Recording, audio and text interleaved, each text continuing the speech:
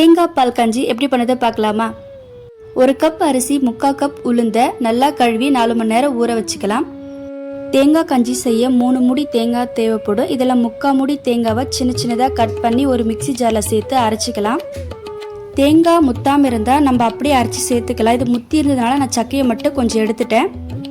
அதே மிக்சியில் ஊற வச்ச உளுந்த தண்ணி சேர்த்து நல்லா மைய அரைச்சி எடுத்துக்கலாம்.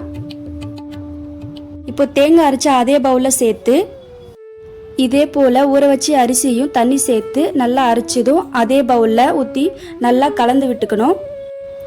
நான் இதுக்கு 1 லிட்டர் போல் தண்ணி சேர்த்து நல்லா கலந்து விட்ட பிறகு தான் நான் ஸ்டவ்வை ஆன் பண்ணேன். இல்லைன்னா கட்டிப்படும். நல்லா கட்டிப்படாமல் கைவிண்டாமல் கிளறிக்கிட்டே இருக்கணும். அப்போ தான் கஞ்சி கட்டியாகாமல் இருக்கும். இப்போ கஞ்சி நல்லா திக்காக ஆரம்பிக்கும். இந்த ஸ்டேஜில் உங்களுக்கு தண்ணி வேணும்னா சேர்த்துக்கலாம். 15 நிமிஷம் குக் ஆனதும் 2-3 கப் சர்க்கரை, பவுடர் பண்ண ஏலக்காய் தூள் சேர்த்து நல்லா கலந்து விட்டு 2 கப் திக்கான தேங்காய் பால் சேர்த்து நல்லா கலந்து விட்டுக்கலாம்.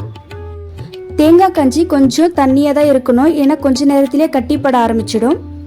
அதனால் செய்யும்போதே கொஞ்சம் தண்ணியாக செஞ்சுக்கலாம். தேங்காய் பால் கஞ்சி ரெடி ஆகிடுச்சு. இப்போ நம்ம இதை பரிமாறிக்கலாம். அதிக நன்மைகளை கொண்ட இந்த தேங்காய் பால் கஞ்சியை நீங்களும் செஞ்சு பார்த்து எப்படி இருக்கு எனக்கு கமெண்ட் பண்ணுங்கள்.